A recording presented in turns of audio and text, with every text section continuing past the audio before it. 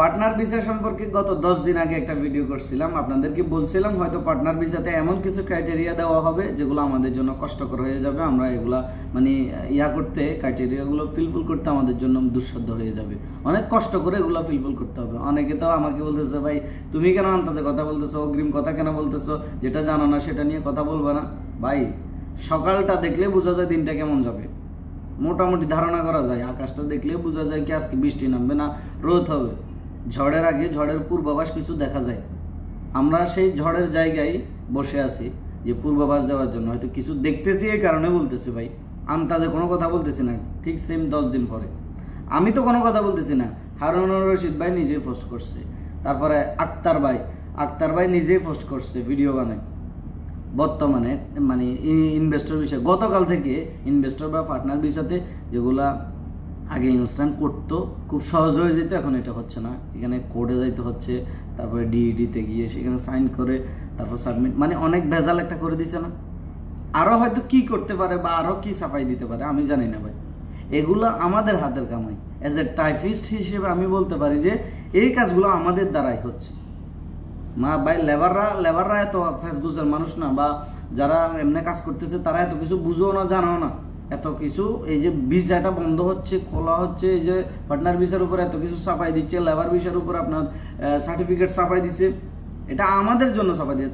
তাদের চায় না তারা ভিসা বন্ধ হোক বা ভিসা না হোক, লাইসেন্সটা যদি করে তাদের লাভ, তারা গভর্নমেন্টে পাইতেছে টাকাটা। কিন্তু লাইসেন্সের যে 1 বছর পর রিনিউ করতে হয়, এটা করতেছে। পার্টনার ভিসা করে তো দুজনকে পার্টনার ভিসা করে 2 বছরের জন্য ছেড়ে দিছে, তাদের কাছে 2 বছরের কন্ট্যাক্ট করছে, কিন্তু 1 বছর পর ওই লাইসেন্সটা কি রিনিউ হচ্ছে না তো ভাই। তারপর 2 বছর পর এটা ক্যান্সেল হচ্ছে, তো তারা দেখতেছে এটা কিসের লাইসেন্স। তারা 1 বছর পর রিনিউ করতেছে না, 2 বছর পর আবার ক্যান্সেল করতেছে ওই তাদের টাকায়। জরিমানা যা আসতেছে সবগুলা দিয়ে তাদেরকে বলতেছে করলে করো, না করলে না, তখন তারা এটা ক্যান্সেল করতেও বাধ্য। তো এগুলো করতেছে আমাদের কিছু অসাধু টাইপিস্টরা, এগুলো করতেছে। এটা আমাদের উপর এক প্রকার নিয়ামত হিসেবে আসছিল। কিছু টাইপিং এর ভাইয়েরা, কিছু বড় ভাইয়েরা বা কিছু মানুষের জন্য এটা উপকার হিসেবে আসছিল। যখন লেবার ভিসা হচ্ছিল তখন পার্টনার ভিসা করেই মোটামুটি লিগেল হওয়া যাইতো, মানুষ লিগেল হইতেছিল।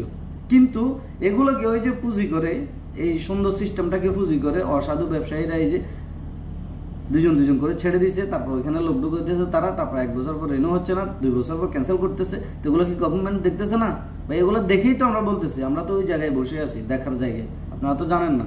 আমরা বললে এগুলাকে হেলাই গেলাই উড়াই দেন। তো এই যে এখন আমাদের উপর একটা আনা মুসিবত চলে আসছে যে লেবার ভিসা হইতেছে না, অন্তত পার্টনার ভিসা করে মানুষ করতে পারতেছে। এখন ওইটাও কি আমাদের জন্য এক প্রকার দুঃসাধ্য হয়ে যাচ্ছে। তো আপনাদেরকে কে বুঝাবে? আপনাদেরকে বুঝাইতে গেলে আপনারা গালি দেন, আপনাদেরকে বুঝাইতে গেলে আপনারা বলেন আমরা আন্তাজে কথা বলি। আমি তো ভাই ছোট মানুষ, তারা কি বলতেছে বলেন। তো এখনো আমি আপনাদেরকে বুঝাই, যখন যেটা আপডেট দিই মানে মোটামুটি সব কিছু খবরাখবর নিয়ে বা জেনে বুঝে দেওয়ার চেষ্টা করি। হয়তো ভুলও হতে পারে, হয়তো সঠিকও হতে পারে, আই ডোন্ট নো, ঠিক আছে। তো যারা আসলে বুঝার মানুষ তারা সবসময় বুঝে, যারা বুঝার মানুষ না তারা বুঝবে না, তারা কখনো বুঝবে না। তো এই কারণে বলতেছি এখন বর্তমানে লেনদেন একটু কম লেনদেন করিয়েন না আপাতত। যখন এটা সিস্টেমটা হয়ে যাবে বা কি ধরনের ভাবে কিভাবে করা যাচ্ছে কিনা সবকিছু শিওর হয়ে তখন পার্টনার ভিসার জন্য লেনদেন করিয়েন।